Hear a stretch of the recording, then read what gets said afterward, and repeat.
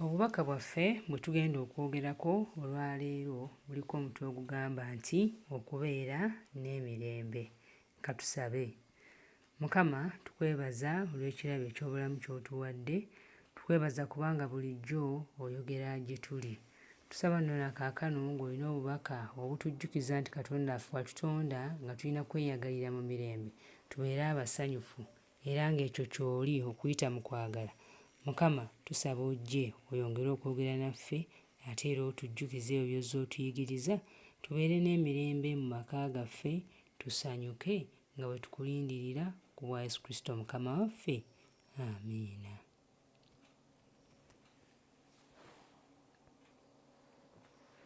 Tugenda kusoma ekyawandiikibwa kyaffe nga kiva mu kitabo eky'Abagalatiya essuula 5 olunyiriri olwa 22. Lugamba bwe luti.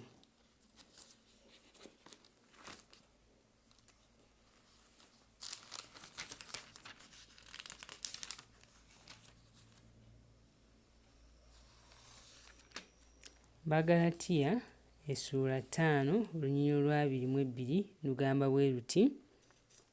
Naye ebibala by'omwoyo kwe kwagala, okusanyuka, emirembe, okugumiikiriza, ekisa, obulungi, okukkiriza. Waliwo emboozi gye njagala okubanyumiza ng'eriko omutwe gugamba nti omuntu omutono. Omuntu ono omutono ayogerwako mu mboozi eno alagibwa okubeera nga yali yeerowoozaako yekka era nga ayagala okukola ebintu nga ye bw'abeera abirabye. Omuntu ono omutono bwe yali ng'akyali muto ekyamazima ekyo kyamukoleranga, naye bwe yagenda ng'akula abantu baatandika okumukyusiza amaaso nga takyasobola kufuna ky'ayagala ye nga bw'akyagadde era abantu abamu ne bamukyawa. Omuntu ono omutono bwe yalaba nga takyayinza kufuna ky'asobola kufuna n'asala amagezi, naye ago ekyamazima tegaba magezi, buba bukuluppya. Omuntu ono omutono kye yakola n'afuna emikwano egy'abantu olwaleero be tuyita abanene, n'atandika nga okubeeyisizaako obulungi ng'abeegulako, ng'eno yeeraga nga muntu mulala naye ate nga mu bantu abalala ali kifaananyi kirala. Kye yakola olw'okuba nga yeegula ku bantu abo abanene ne bamuwa obuyinza, ne babeera nga bamuwa emirimu egy'enjawulo okubeera ng'asukkuluma ku bantu abalala kubanga yali abalaga ekifaananyi eky'enjawulo, naye ng'ate mu kyo aweereddwa obuyinza, naye obuyinza obwo n'abukozesa bubi okunyigiriza abantu abalala. Kale n'agenda mu maaso n'okunyigiriza abantu abalala era ne bawulira bubi, ne kitabakola buki, ne kitabakola bulungi. Ekiseera kyatuuka abaamugabanyiza ku buyinza ne bategeera nti omuntu ono omutono yali ayisa bubi abantu era awo obukulu bwe bwakoma, obukulu ne bumuggyibwako era n'aswala n'abeera nga takyalina kyali mu nsi. Kale nno ebintu ebyo bitubaako bulijjo mu bulamu. Naye tuddayo ku mutwe gwaffe ogutugamba nti nno okubeera n'emirembe. Olwaleero tumanyi nga buli muntu ayagala emirembe, naye emirembe gino gimaliddwawo. Gimaliddwawo ki? Gimaliddwawo obutabanguko oba okutulugunya oba okutulugunyizibwa. Waliwo okunoonyereza okukoleddwa okwetooloola mu nsi yonna nga kulaga nti nno abantu bangi naddala abavubuka buli mwaka babeera nga bayita mu kutulugunyizibwa. Wakati w'emyaka 10 n'emyaka 29 waliwo okutulugunyizibwa okutuusa ne kubeera nti abavubuka bafa obanga battibwa okwetooloola mu nsi yonna. Ate era nga balaga nti nno wano okutulugunyizibwa kuno eno ekitonde ekyavubuka abawala kikosebwa nnyo mu ngeri eno ey'okutulugunyizibwa era nti abawala bano eno babeera wansi w'emyaka 18. Kale embeera eyo si nnungi. Okutulugunya kuno eno kuggyawo essanyu, so nga ate twagala kwogera ku ki? Ku ssanyu n'emirembe. Tusobola tutya? Tusooke tukivunule mu Luzungu. How can we keep our children safe? Bwe tuba nga twogera ku baana n'abavubuka tuyinza kubakuuma tutya nga balina emirembe, nga bali bulungi, nga tebatulugunyizibwa? Okubeera nga tebatulugunyizibwa, tuyinza okubeera nga tusooka ne tutunuulira environment ebeetoolodde. Sabbiiti eno n'obubaka buno bwe twogera ku kubeera nga okutulugunyizibwa kuno kukomekkerezebwa, wasobole okubaawo emirembe, wasobole okubaawo okusanyuka. Naye ekyo tunaakifuna tutya? Embeera eno ey'essanyu oba embeera ey'okukomya okutulugunyizibwa etandikira waka, etandikira omuntu w'abeera. Tulaba nga ebitundu 93 eby'okutulugunyizibwa kwe tuyita sexual abuse kutuusibwa ku baana oba kutuusibwa ku bavubuka oba kutuusibwa eri abantu, eri abo ababeera babamanyi, si bantu be tutamanyi.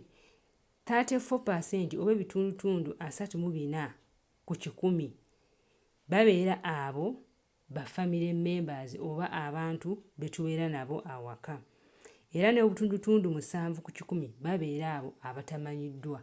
Kitegeeza okutulugunyizibwa okusinga obungi oba okumalawo emirembe kutulusibwako abo abantu abatwetoolodde be tumanyi. Kale ndaba ng'ekyo si kirungi, kya nnaku nnyo era kinakuwaza. Ekyo nno bw'okitegeera ng'omuzadde kiina kye kiba there is awareness that you have to think about. Okutulugunyizibwa kuno eno kuyina embeera embi gye kuleeta naddala eri abaana, naddala nga kutuusiddwa ku mwana ng'akyali muto. Waliwo ebintu bingi ebiyinza okutuuka ku bwongo bw'omwana singa abeera nga atulugunyiziddwa. Okutulugunya kuno eno kuleeta okubeera ng'omuntu ayinza okuba ng'atulugunyizibwa okuyita mu bigambo, omuntu ayinza okutulugunyizibwa ng'akubibwa, omuntu ayinza okutulugunyizibwa ng'ayita mu kukabasanyizibwa, omuntu ayinza okutulugunyizibwa okuyita mu birowoozo. So okutulugunyizibwa kungi naye era kwonna kusigala nga kukola bubi naddala omwana ng'akyali muto oba omuvubuka, ne kubeera n'embeera enzibu kye guyinza okumutuusaako ne bw'aba ng'akoze eki, ne bw'aba ng'akuze. Okutulugunya kuno kusobola okubeerawo wakati w'abazadde n'abaana. Kuyinza okubeerawo wakati w'abaana n'abo ababalabirira. Okutulugunyizibwa kuno kuyinza okubeerawo wakati w'abaana n'abaana oba abaana abavubuka ne bavubuka bannaabwe. Naye ng'okutulugunyizibwa kuno eno nga bwe tugambye nti kuyina effects oba kuyina ebintu ebiyinza okubivaamu ebisobola okutuuka ku muntu mu bulamu bwe obw'omu maaso, okugeza omuntu asobola okutandika okunywa omwenge oba abusing drugs. Omuntu asobola okunywa ebiragalalagala, omuntu asobola okubeera ng'atandika okulaba ebifaananyi eby'obuseegu, omuntu naye yennyini asobola okubeera ng'afuuse kiwagi oba ng'afuuse omuntu akozesa amaanyi wakati mu banne b'abeera nabo bawangaaliramu. Ki Bayibuli kyeyogera ku mbeera eno? Embeera ey'okukula, embeera eyeetooloola abaana n'abavubuka oba abantu abawangaalira mu maka oba mu communities ze tubeeramu. Luka essula 2 olunyiriri olwa 5-2 lugamba nti Yesu Kristo n'akula mu mubiri n'abeera n'okuganja okuva eri Mukama Katonda n'eri abantu. Ti Yesu Kristo yakula, n'akula mu mubiri, n'akula mu by'omwoyo, n'abeera n'amagezi, n'akula mu mpisa kye tuyita character and personality. Nti ebirowoozo bya Kristo byali ebyo. Omuntu bw'akula nga akuze nga eby'omwoyo birungi, n'akula nga mu mubiri akuze asobola okukola n'omubiri gwe, okukula kwe kubeera kwa njawulo.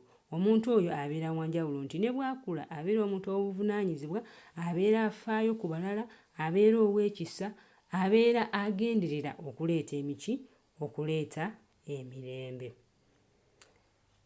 Okukula okwo senga omuntu aba wa kukula ng'ajja kwefaananyiriza nga Yesu, biki ebiba byetaagisibwa? Abaana baffe oba abavubuka oba ffenna abantu twetaaga okubeera nga tulabirirwa. Protection, we need to be protected. Twetaaga okukuumibwa.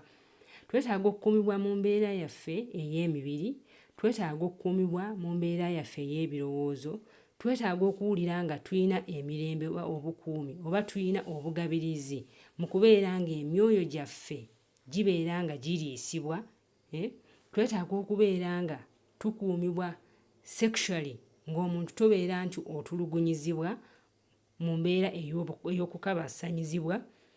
Twetaaga okubeera nga mu birowoozo byaffe biki bitereevu. Katunuulire ku solutions for preventing adverse childhood experiences. Katunuulire ku biki bye tuyinza okukola okulaba nga embeera zinene ez'okutulugunyizibwa naddala ng'abaana bato oba nga bakula, naddala mu mbeera ebeera ng'ebaleeteddwako awaka. Katunuulire bino.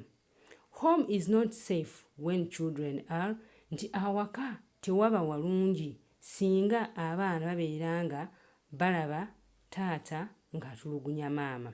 Awaka tewasobola kubeera walungi singa abaana balaba mikwano gyabwe oba ab'eŋŋanda nga batulugunyizibwa. Awaka tewasobola kubeera walungi singa abaana babeera mu kutya nga balowooza oba bavumibwa. Awaka tewasobola kubeera walungi singa omuntu abeera awulira ng'ajja kuswazibwa oba singa aba aswaziddwa ng'akoze ekibi. Awaka tewasobola kubeera walungi, tewasobola kubeerawo mirembe singa omuntu aba tasobola kweyabya singa aba ayina ekintu kyonna ekimuli ku mutima oba kya ssanyu oba kya nnaku. Awaka tewasobola kubeera walungi singa omuntu abeera tasobola kubuuza bibuuzo ebimuli ku mutima ebikwatagana n'obulamu obw'omwoyo. Era awaka tewasobola kubeera walungi singa ebitonde ebisajja bikozesa amaanyi okubeera nga bissa ekitiibwa ky'ebitonde ebikyala. Naye tulina okubeera nga Yesu Kristo.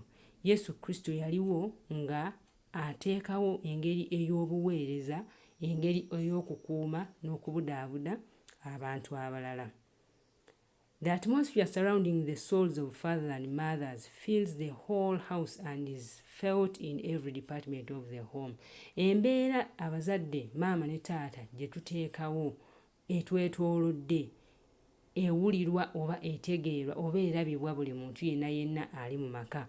Maama ne taata bemubeera abasanyufu oba bwe tubeera abasanyufu na buli muntu ali awaka essanyu eryo aligabanako. Naye bwe tuba nga tetusanyuse, bwe tuba nga tetulina mirembe, embeera eyo erejjula abantu bonna ab'awaka.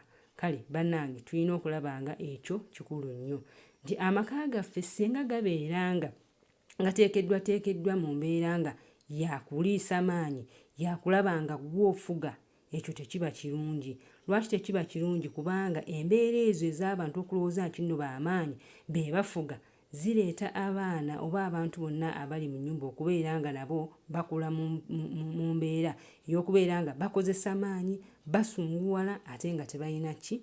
Tebalina ssuubi.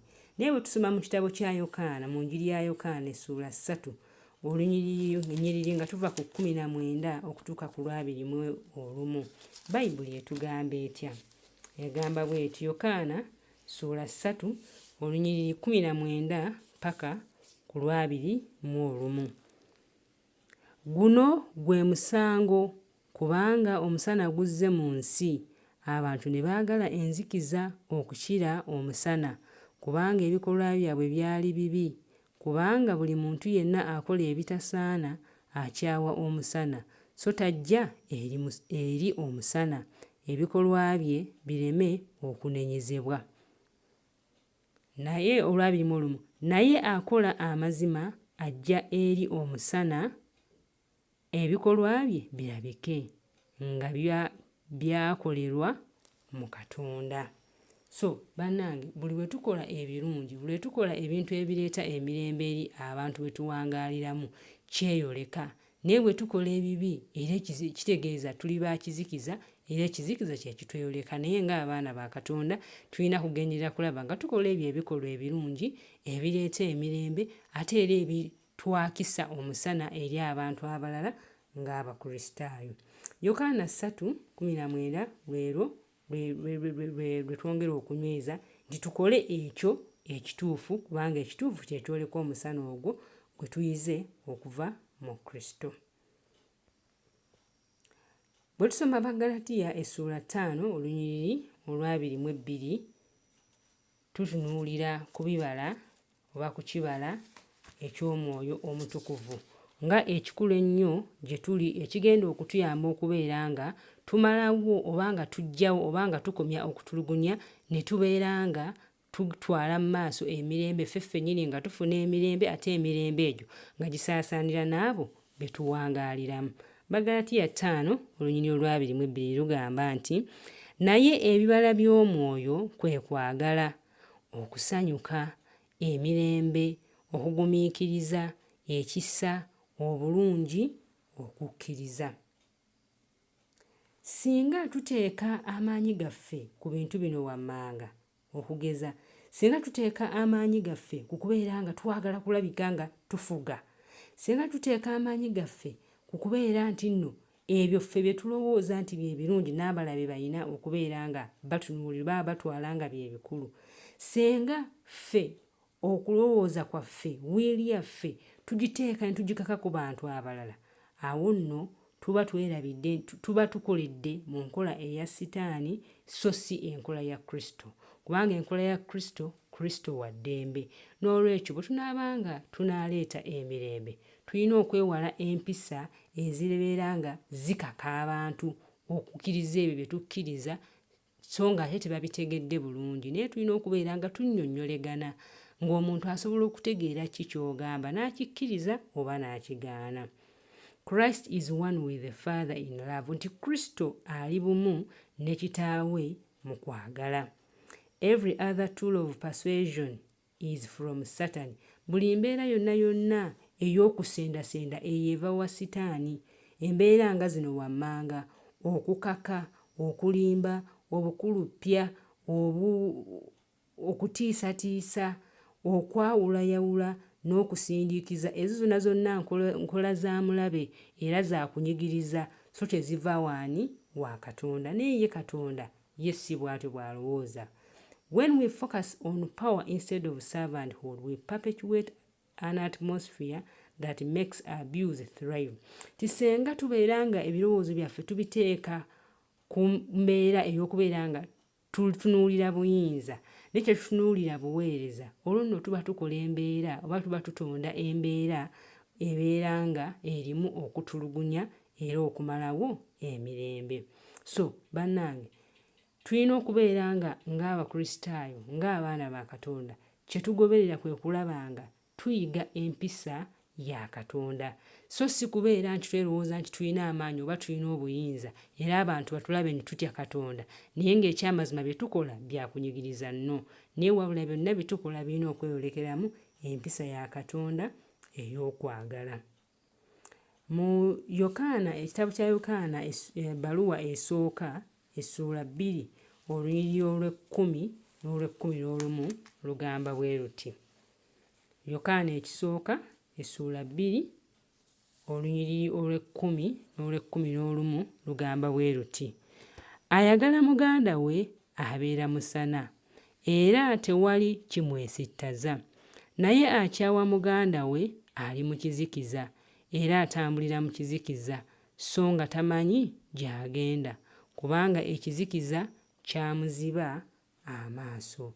Bannange, bwe tuba n'okwagala, bwe twolesa okwagala, tuleeta emirembe. Emirembe gisookera ku ffe ffennyini ne gisaasaanira n'abantu abalala.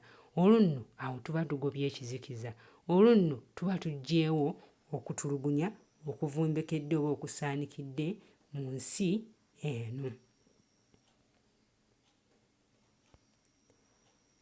When we refuse to protect and enable the familiar habits that endorse a spirit of violence and aggression towards the next generation, the church can begin to experience revival and healing. So, senga tujjawo empisa n'emize egigenderera okutulugunya n'okumalako abantu emirembe, awo nno tuba tugenda kuleeta okuzzibwa obuggya mu kkanisa, ate tuleete n'okuwonyezebwa. Olwaleero abantu bangi kutandikira ku baana, bavubuka, abasajja n'abakazi bayita mu mbeera ez'okutulugunyizibwa. Naye singa nze naawe ampuliriza tubeera nga tugenderera okulaba ng'empisa n'emize eginyigiriza n'egitulugunya abantu tugireka, awo nno tujja kubanga tutandise ku olugendo okuleeta essanyu n'okuwonyezebwa okwetaagibwa olwaleero eri abaana ba Katonda. Era bwe tukola ebyo ebireeta essanyu, ebireeta emirembe, tuba twolesezza ekifaananyi kya Katonda, tuba twolesezza okwagala kwa Katonda, era tuba tukutte amateeka ga Katonda. Kale tetulina kukozesa linnya lya Katonda mu ngeri mbi, tulina okubeera nga twolesa erinnya lya Katonda mu ngeri ennungi olw'ebikolwa byaffe ebirungi. Katusome mu kitabo kya Kuva essuula 2 olunyiriri olw'omusanvu. Kuva essuula 2 olunyiriri olw'omusanvu lugamba bwe luti.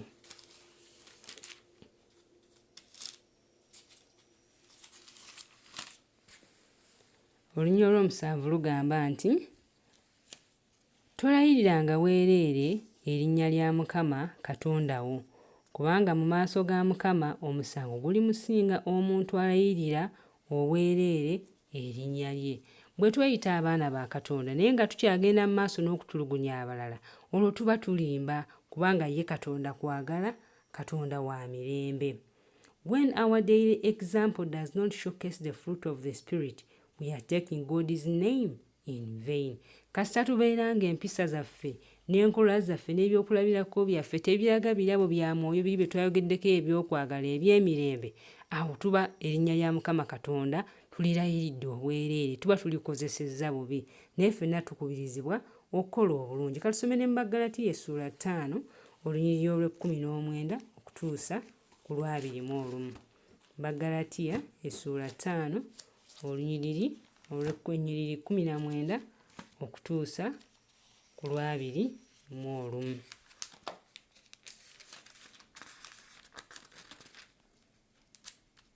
Bagalatiya ssuula 5:19 okutuusa ku lw'21 lugamba bwe luti. Naye ebikolwa by'omubiri bya lwatu bye bino: obwenzi, obugwenyufu, obukaba, okusinza ebitali Katonda, obulaguzi, obulabe, okuyomba, obuggya, obusungu, empaka, okweyawula, okwesalamu, ettima, obutamiivu, ebinyumu, n'ebiringa ebyo. Mbalabula nga bwe nasooka okubalabula nti abo abakola ebyo tebalisikira bwakabaka bwa Katonda. Bannaaye, Mukama atusaasire. Byonna byonna ebyo ebikolwa ebibi, ebikolwa eby'omubiri, Mukama waffe atugambye nti ebyo tabyagala, era ababikola tebagenda kusikira bwakabaka bwa Katonda. Ate era nga bwe tulabye nti ebyo byonna byonna kutulugunya, tebireeta mirembe. Mukama atuyambe tuyaayaanire okubeera nga tukola obulungi. Mu kukola obulungi twewale ebikolwa ebyo ebibi, tutambule nga Katonda bw'ayagala, tubeere mu mirembe, ate ne bannaffe abatwetoolodde babeere ba mirembe. Bwe gabeera mu maka mwe tuli oba ku mirimu gye tukolera, embeera ez'okutulugunya tuzireke. Era ye wano muganda waffe Sister White alina ky'ayogera ng'agamba nti home should be a little heaven upon earth, a place where the affections are cultivated instead of being studiously repressed. Our happiness depends upon this cultivation of love, sympathy and true courtesy to one another. Sister White ayogera nti amaka gaffe lyeggulu ettono waneeno ku nsi. Kakati amaka yeesiganiza okubeera amaka omwami n'omukyala bwe mubeera n'abaana. Walina okubeerawo okwagala, walina okubeerawo okusaasira. So nga ate bwe tufuluma eri baliraanwa baffe tulina okulaga okwagala. Bwe tufuluma ku mirimu gye tukolera, still tulina okwolesa okukola ki? Okwagala. Awo bwe tunaayolesa okwagala, ebikolwa eby'obutulugunya ebimalawo emirembe bijja kuba bikendeera, n'olw'ekisa kya Mukama ate bisobola n'okuggweerawo ddala. Katuleme okwerabira nti nno amaka gaffe bwe gabeeramu essanyu, bwe gabeeramu omusana, ffe nnyini, nze nga omuntu ssekinnoomu, nze nsookerwako okubeera nga mbifunamu ebyo. Nze nsookerwako okubeera nga neewa emirembe. Era bwe neewa emirembe, emirembe egyo giba gigenda kusaasaanira n'abantu abalala bangi nnyo. Sister Ellen White era alina kkooti eno oba alina ebigambo bino ebyokubuulira by'atugamba. Let patience, gratitude and love keep sunshine in the heart Though the day may be ever so cloudy, the home may be plain, but it can always be a place where cheerful words are spoken and kindly deeds are done, where courtesy and love are abiding guests. Nti newabeera nga waka waliwo ebizibu, newabeera nga waliwo embeera ekwetoolodde ey'obuzibu, still walina okubeerawo embeera ey'emirembe. Awaka walina okubeera aw'emirembe, walina okubeera aw'essanyu ng'omuntu newawulira nga ayita mu kusoomoozebwa okw'enjawulo wonna gy'ayinza okuba ng'atamu, naye bw'akomawo ewaka kawabeerewo emirembe. Leka waleme okubeerawo okutulugunya ng'omuntu awulira ng'ayagala akole ki, atambule butambuzi aveewo. What sorrow for those who say that evil is good and good is evil, that dark is light and light is dark, that bitter is sweet and sweet is bitter. Ebigambo ebyo tubisanga mu kitabo ekya Isaaya essula 5 olunyiriri olwabiri. Leka mbisome. Zibasanze abo abayita ekibi ekirungi n'ekirungi ekibi, abateeka ekizikiza mu kifo ky'omusana n'omusana mu kifo ky'ekizikiza, abateeka ekikaawa mu kifo ky'ekiwoomerera n'ekiwoomerera mu kifo ky'ekikaawa. Mukama atuyambe bannange, ekituufu kibeere kituufu n'ekikyamu kibeere kikyamu. Leka tukozese bulungi ebifo Mukama by'atuwadde. Omutume Pawulo naye alina bino by'ayogera mu Befeso essula 5 ennyiriri okutandikira ku lw'e11 okukoma ku lw'e13.